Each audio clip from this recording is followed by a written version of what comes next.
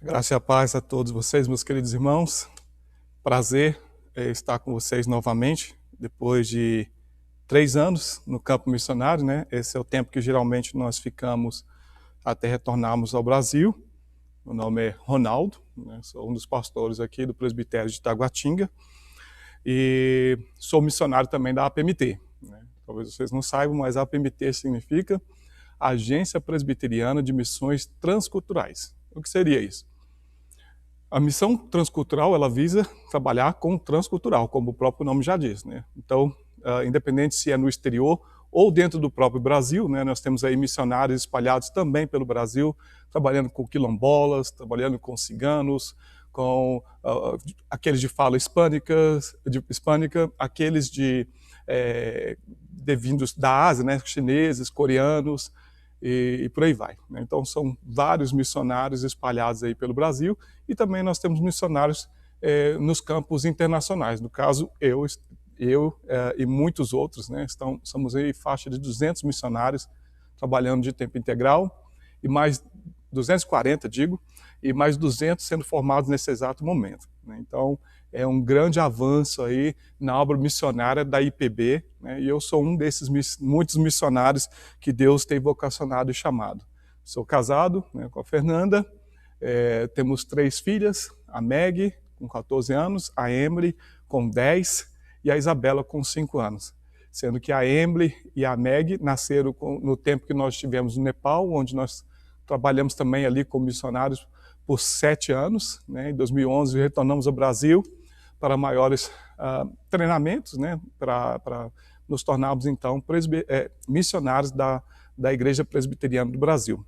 E agora nós voltamos, né, depois de 6 anos na Romênia, voltamos ao Brasil para aquele período de fazer o update, né, de que nós temos feito ali no campo missionário, compartilhar das bênçãos, dos desafios que Deus tem feito nas nossas vidas ali, né? E a intenção era podermos retornar já em maio, porém com a questão da pandemia, nós vamos ter que esperar um pouco mais do que nós estávamos planejando. Talvez meados de junho a gente deva então retornar ao campo, se tudo der certo. Há mais ou menos 6 anos atrás, nosso projeto era de irmos para a Inglaterra, porém, Deus mudou o nosso plano. Hoje de manhã eu falei um pouco sobre isso, né? Como Deus também mudou os planos de Paulo e os seus companheiros de missão, ali em Atos 16, né? Então, Deus também mudou o nosso plano de última hora. A nossa agência presbiteriana de missões nos desafiou a cogitarmos a ideia de irmos para a Romênia, e nós, atendendo aí o pedido da nossa agência, seguimos rumo àquele lugar onde nós permanecemos por 6 anos, né, trabalhando mais especificamente na área de revitalização de igrejas e plantação também. Então a gente tem hoje trabalhos acontecendo nesse exato momento na Hungria, na Ucrânia e na Romênia, e agora Deus tem nos aí, chamado para dar um tempo das nossas vidas na Inglaterra, né, numa igreja presbiteriana no norte da Inglaterra, numa cidade chamada Newcastle, né? Inclusive um grande time de futebol, para quem gosta de futebol, está ali naquela cidade. E também é uma cidade muito mais importante, porque ali ninguém menos do que John Knox trabalhou por 2 anos como missionário, né, tentando aí resgatar a igreja presbiteriana que vinha morrendo, né, perdendo aí muitos adeptos. E hoje nós temos esse grande desafio de dar continuidade ao trabalho que John Knox começou ali naquela região. A região é a única igreja presbiteriana em todo o norte da Inglaterra, então um grande desafio. Essa igreja também é uma igreja parceira nossa. Há 13 anos eles têm nos dado toda a assessoria também na Romênia, né, com o pessoal. É uma igreja pobre, ela não tem como nem pagar os seus próprios pastores, né? Mas é uma igreja que vem crescendo e que, pela graça de Deus, Deus vai restaurar essa igreja e fazê-la crescer novamente, né? É isso, né? Se você quiser saber um pouco mais sobre o nosso ministério, né, o pastor Adriano já nos conhece já de longa data, e ele vai poder, então, te dar essa informação. Deixei com ele também um imã de geladeira, para aqueles que querem orar por nós, pelo nosso ministério, pelo nosso chamado, né? Então, está aí o desafio para todos nós. Bem, Gostaria então que a gente abrisse nossas Bíblias em 1 Reis, capítulo 17. 1 Reis, capítulo 17. Nós vamos ler a princípio até o versículo de número 7 e depois a gente prossegue então. Diz assim a palavra de Deus: Então Elias, o tesbita, dos moradores de Gileade, disse a Acabe: Tão certo como vive o Senhor, Deus de Israel, perante cuja face estou, nem orvalho nem chuva haverá nestes anos, segundo a minha palavra.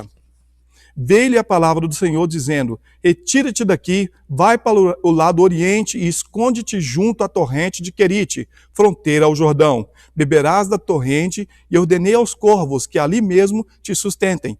Foi, pois, e fez segundo a palavra do Senhor, retirou-se, habitou junto à torrente de Querite, fronteira ao Jordão. Os corvos lhe traziam pela manhã pão e carne, como também pão e carne ao anoitecer, e bebia da torrente. Mas, passados os dias, a torrente secou, porque não chovia sobre a terra. Oremos. Senhor Jesus, muito obrigado, Deus, pela Tua palavra. Muito obrigado, Deus, porque o Senhor ministra os nossos corações, o Senhor nos encoraja, o Senhor é quem nos dá força para lutarmos em meio a essa pandemia, Senhor, que tem, ó Deus, desestruturado a nação, ó Deus, mas aqueles que pertencem ao Senhor, Deus, eles não são abalados, ó Pai.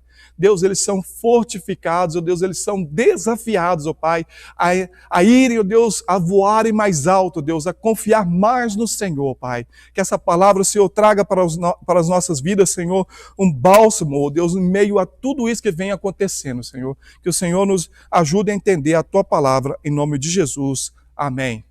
Amém. Então aqui a gente vê que, assim como nós hoje temos vivido, né, uma situação tão difícil, Elias, o profeta Elias, ele foi ordenado pelo próprio Senhor para que profetizasse uma seca como nunca antes tinha havido entre o povo de Israel.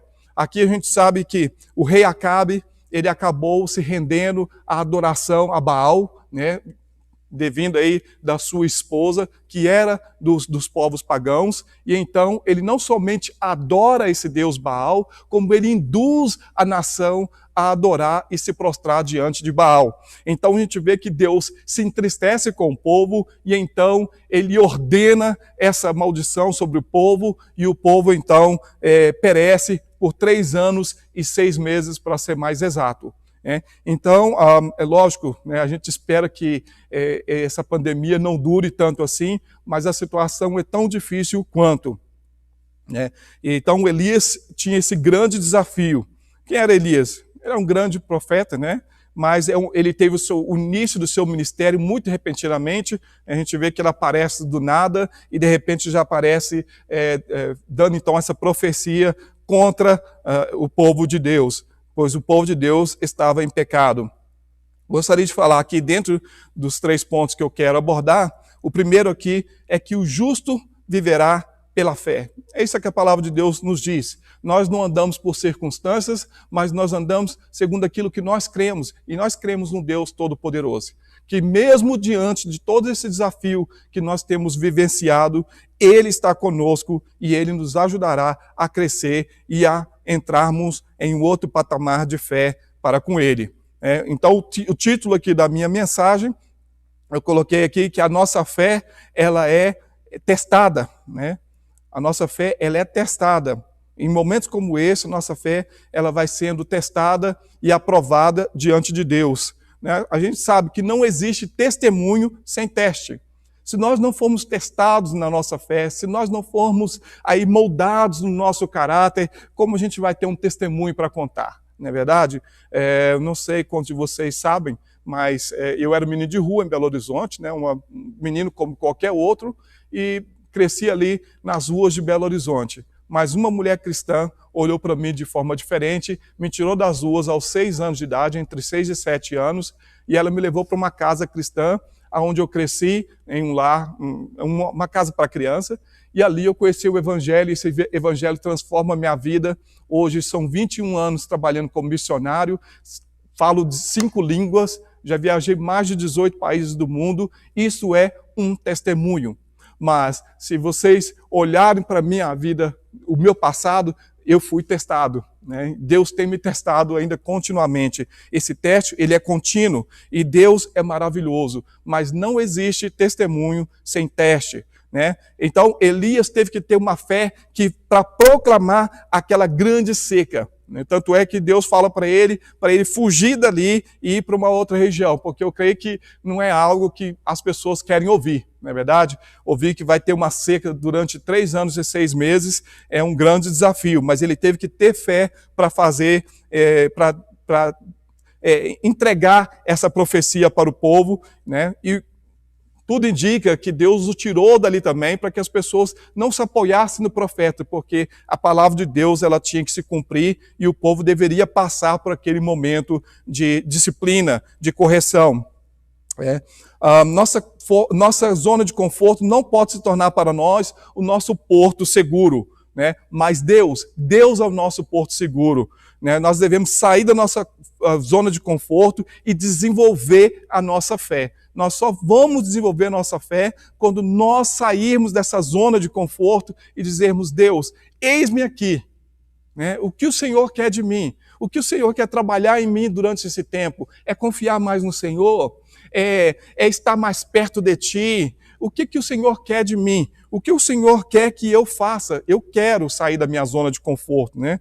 E aí no versículo 2, do capítulo 17 de 1 Reis, diz assim, veio a palavra do Senhor dizendo, retira-te daqui, vai para o lado oriental, esconde-te junto à torrente de Querite, fronteira ao Jordão. Beberás da torrente e ordenei aos corvos que ali mesmo te sustentem. Foi, pois, e fez segundo a palavra do Senhor, retirou-se e habitou junto à torrente de Querite, fronteira ao Jordão. Somos separados para um propósito. Deus nos separou. Então a gente vê essa distinção entre a santificação, né, e o fato de nós sermos santos. Nós somos santos porque nós somos separados para um propósito, mas nós estamos também no processo que nós chamamos de santificação. E essa santificação, ela é todos os dias de nossas vidas, né? E aqui o profeta, então, experimenta isso. E é interessante esse texto porque nós vemos que está acontecendo uma grande seca lá fora, mas aí a Bíblia põe de lado a história desse profeta, do profeta Elias e dessa viúva. E aí o texto vai discorrendo sobre esses dois personagens. Mas lá fora, né, ali, longe dali, a fome está dizimando muitas pessoas, né? Querite significa separação, ou lugar de separação. Então Deus falou para o profeta, você vai ficar separado. E é o que nós estamos vivendo hoje, né? Esse isolamento social que ninguém já não aguenta mais, né? Vivendo na Europa, onde as pessoas são tão secas, e de repente você vir para o Brasil esperando aquele afeto, aquele abraço, e você não poder abraçar os irmãos, não poder beijar os irmãos, não poder estar com os irmãos, é muito difícil. E foi difícil também para o profeta, né? Jesus afirma que para produzirmos, precisamos de ser podados, né? Você vai ver isso lá em João capítulo 15. Água, né? Colocar água e fertilizante você pode fazer à distância, mas para podar, Deus precisa se aproximar de nós. Deus precisa podar aquelas arestas que não estão produzindo frutos, para que nós possamos então produzir muitos outros frutos. Mas para isso, Ele precisa nos podar. E a poda, ela é dura. Ela causa dor, ela causa sofrimento, né? Como o pastor Adriano mesmo falou hoje de manhã. Como que o cristão ele lida com a questão do sofrimento? Nós confiamos que Deus quer o melhor para nós, que tudo coopera para o bem daqueles que amam a Deus. Então nós confiamos nele, né? Nossa fonte de alimento está em Deus. Aí a Bíblia diz lá no versículo 6 que os corvos traziam pela manhã e pela tarde carne e pão para o profeta. Então nós precisamos de fé para estarmos no lugar de dependência de Deus. Nós precisamos de fé para estar no lugar onde nós vamos confiar em Deus, né? Mas como a gente vai confiar em Deus se nós ainda estamos na nossa zona de conforto, né? E aí a Bíblia fala que no versículo 4, eu ordenei aos corvos que ali mesmo te sustentem. Então Deus só vai te sustentar onde Ele disse para você estar, né? Por mais difícil que seja, por mais desafiador que seja, se Deus falou para você ir para um lugar, se Deus falou para você pegar aquela posição na sua empresa, se Deus tem desafiado você a alçar voos mais altos, é porque ali Ele vai te alimentar. Mas você precisa ter fé e obediência. Né? Fé para descobrir a fidelidade de Deus. Você só vai descobrir a fidelidade de Deus quando você exercer a sua fé, quando você for trabalhado na sua fé. Mas, versículo 7, mas passados os dias a torrente secou porque não chovia sobre a terra. Então até o profeta, mesmo tendo sido ele quem deu a profecia contra o povo de Israel, ele também foi afetado por causa da seca. Não é porque nós somos cristãos, não é porque nós somos um povo separado por Deus, que nós não vamos ser afetados por o que está acontecendo aí fora. É claro que nós vamos. Muitos de nós vão perder os nossos empregos, muitos de nós vamos ter os nossos salários reduzidos, muitos de nós vamos ter que estar confinados dentro de casa, sem poder ter liberdade de sairmos quando nós quisermos. Né? Tudo isso é o efeito da queda. Né? Nós sabemos disso. Mas nós temos que ter fé em meio a esse tempo de sequidão. Né? Se nós queremos passar por esse momento e sairmos do outro lado vitoriosos, nós precisamos desenvolver a nossa fé. Em segundo lugar, a fé verdadeira confia na provisão de Deus. A provisão de Deus vem em fontes ou formas inesperadas.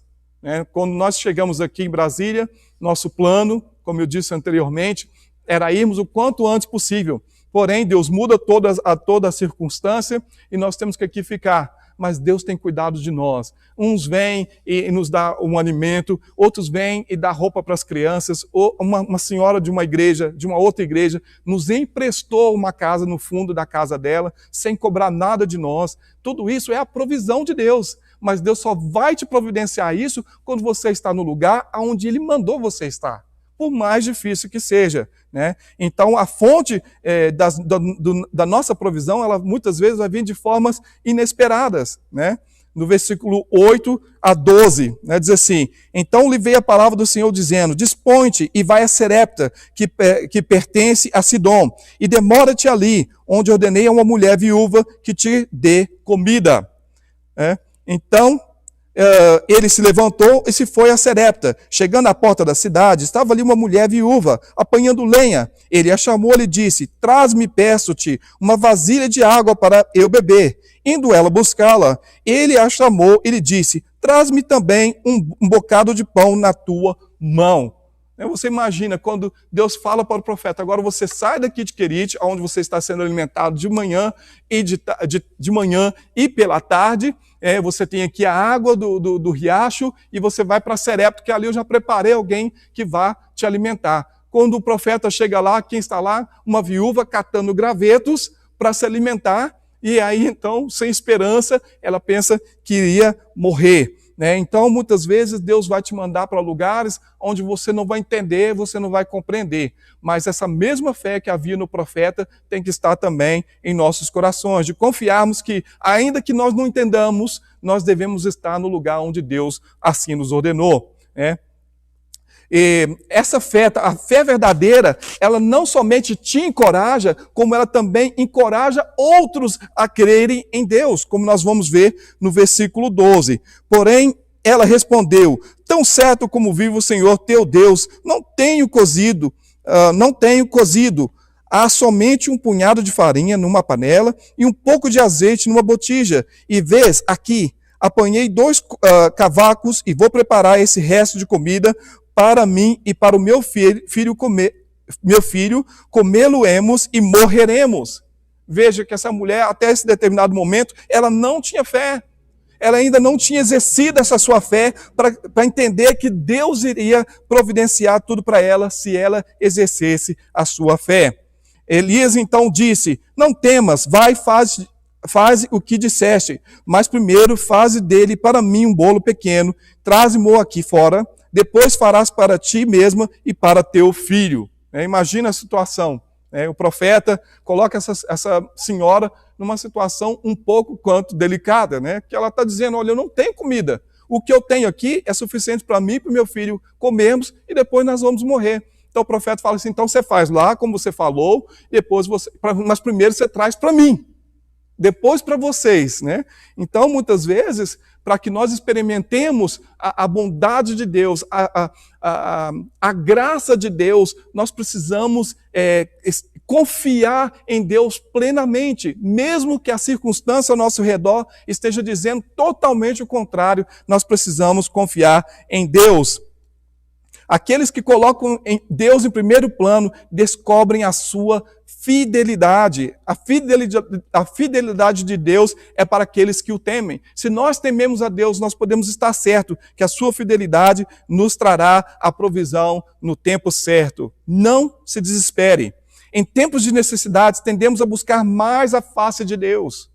E essa é uma realidade. Quando tudo está bem, quando nós temos um emprego fixo ali, quando nós temos aquele salário que está entrando certinho, regular, muitas vezes nós nos esquecemos de Deus.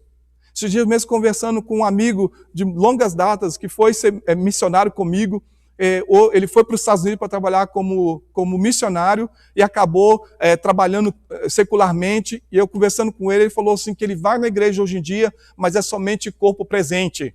Mas o coração dele está no serviço. Isso é triste, né? Porque você vê que agora que é o momento que ele tem a provisão de Deus, ele recua então na sua fé e passa a viver uma vida superficial e a sua fé ela é rasa, né? Ela não se aprofundou, as raízes não se aprofundaram, né? Então, Jesus vai falar em Mateus capítulo 5 a 7 sobre preocupações, né? Não vos preocupeis ou não andeis ansiosos por coisa alguma. Isso ele fala 3 vezes, né? E do grego significa literalmente parar de se preocupar. O que significa isso? Que nós naturalmente nos preocupamos. É a nossa natureza humana nos preocuparmos, é a nossa natureza humana duvidarmos das bênçãos de Deus, da provisão de Deus. Isso faz parte da nossa natureza humana. Mas a Bíblia diz que nós somos nova criatura, né? O velho passou, agora nós vivemos algo novo. E nós temos essa fé que Deus vai nos providenciar tudo o que nós precisamos, né? A provisão é para o dia. O povo de Israel não podia acumular mais do que precisavam, né? Somente ali no dia de descanso que eles poderiam colher para 2 dias. E a Bíblia diz que alguns deles colheram a mais, e aí a Bíblia diz que o que eles colheram a mais apodreceu, né? Fedia. Porque Deus falou com eles que a provisão seria diária. E é isso que eu tenho experimentado como missionário, como pastor. Eu tenho experimentado diariamente as bênçãos de Deus e nada tem me faltado. Só para a gente refletir aqui, em Lucas capítulo 12, versículos de 15 a 21, vai falar sobre o homem louco. E fala assim, então lhes recomendou, tende cuidado, aguardai-vos de toda e qualquer avareza, porque a vida de um homem não consiste na abundância dos bens que ele possui. Lhes proferiam ainda uma parábola dizendo, o campo de um homem rico produziu com abundância, e arrazoava consigo mesmo dizendo, que farei, pois não tenho onde recolher os meus frutos? E disse, farei isso, destruirei os meus celeiros, construí-lo-eis maiores, e aí recolherei todo o meu produto e todos os meus bens. Então direi à minha alma, tens no depósito muitos bens, para muitos anos, descansa, come, bebe e regala-te. Mas Deus lhe disse, louco, esta noite te pedirão a tua alma, e o que tens preparado para quem será? Assim é o que entesoura para si mesmo, e não é rico para com Deus. São nesses momentos de dificuldade que nós devemos exercer a generosidade. A Bíblia diz que a igreja de Coríntios, com o ministério de Paulo, exerceu de generosidade. Da pobreza deles, eles superabundavam em graça, em generosidade, né? Então a gente não pode esperar para a gente estar numa posição X de estabilidade financeira para poder fazer algo para Deus. Né? Nós precisamos sim exercer a nossa fé e mesmo diante das adversidades sermos generosos. E em terceiro lugar e último, a fé verdadeira restaura a vida. Nós vamos ver isso do versículo 17 ao 24, que diz assim, depois disso adoeceu o filho da mulher, da dona da casa, e a sua doença se agravou tanto que ele morreu. Então disse ela a Elias: que fiz eu, ó homem de Deus? Viestes a mim para trazeres à memória a minha iniquidade e matares o meu filho? Ele lhe disse: dá-me o teu filho. Tomou-o dos braços dela, e levando-o para cima ao quarto, onde ele mesmo se hospedava, e o deitou em sua cama. Então clamou o Senhor e disse: ó Senhor meu Deus, também a esta viúva com quem me hospedo afligiste, matando-lhe o filho? E, estendendo-se 3 vezes sobre o menino, clamou ao Senhor e disse: ó Senhor meu Deus, rogo-te que faça a alma deste menino tornar a entrar nele. O Senhor atendeu a voz de Elias, e a alma do menino tornou a entrar nele e reviveu. Elias tomou o menino e o trouxe do quarto à casa e o deu à sua mãe. E lhe disse: vê, teu filho vive. Versículo 24. Então a mulher disse a Elias: nisto conheço agora que tu és homem de Deus e que a palavra do Senhor na tua boca é verdade. Às vezes, meus irmãos, infelizmente, Deus precisa tirar tudo de nós para que Ele possa nos dar aquilo que é mais importante, que é a vida eterna. Muitas vezes nós nos apegamos tanto às coisas materiais, nos apegamos tanto a um trabalho, a uma posição que nós temos no nosso serviço, e nós nos esquecemos de Deus. Muitas vezes Deus precisa tirar isso de nós para que Ele possa nos dar aquilo que é melhor, aquilo que é mais excelente, que é uma vida eterna com Ele. A viúva pensava que Deus a estava punindo, porque ela sabia que o profeta tinha lançado então essa profecia sobre o povo de Israel, que haveria uma grande seca por 3 anos e 6 meses. E ela pensou também que ela estava sendo afetada por isso. O pastor Adriano falou isso hoje de manhã aqui, né? Algumas vezes nós vamos passar por dificuldades, não necessariamente porque nós estamos em pecado, né? Mas porque nós estamos sendo testados, nós estamos sendo provados na nossa fé. Então, muitas vezes, nós precisamos sim olhar para nós mesmos e vermos onde nós temos errado, mas algumas vezes, eu diria muitas vezes, não é porque você está em pecado, mas é porque Deus quer te levar a um novo patamar de relacionamento com Ele. A verdadeira fé, então, ela clama por vidas. Elias debruça-se em cima daquele menino e ele ora 3 vezes. Imagina como devia ser difícil para ele, devia ter sido difícil para ele. 1 vez não aconteceu nada, 2 vezes não aconteceu nada, mas a 3ª vez esse menino então volta à vida. E aqui a gente pode fazer uma analogia com o próprio Cristo, né? Esse aqui é o primeiro caso de ressurreição que nós temos no Antigo Testamento. E Jesus, assim também, é a primícia daqueles que dormem, né? E Jesus permaneceu morto 3 dias, mas ao 3º dia ele ressuscitou e ele está vivo. Aquele menino era a única esperança daquela mulher. Aquela mulher colocava toda a sua esperança naquela criança, né? E assim também nós devemos colocar a nossa esperança em Jesus Cristo, porque Jesus Cristo morreu, mas ao 3º dia ele ressuscitou, e ele está vivo, ele é eficaz nas nossas vidas, ele nos transforma, ele nos dá fé, ele nos capacita a fazermos a sua vontade, né? Então a fé, ela vai te fortalecer. Só para a gente concluir, né, não podemos negligenciar Deus em meio às tribulações. Não deixe que essas tribulações te impeçam de buscar a Deus. Pelo contrário, use esse momento que você não pode trabalhar. Alguns de vocês estão fazendo aí home office, né? E você pode estar em casa, então você pode manejar o seu tempo. Busque a face de Deus, busque a presença de Deus, muito mais do que a mão de Deus. Busque a face de Deus, busque estar mais perto de Deus, né? Busquemos oportunidades para nós crescermos na nossa fé, desenvolvermos a nossa fé, sairmos do nosso comodismo, sairmos da nossa zona de conforto e dizer para Deus: Deus, eu confio inteiramente em Ti, porque o Senhor não falha.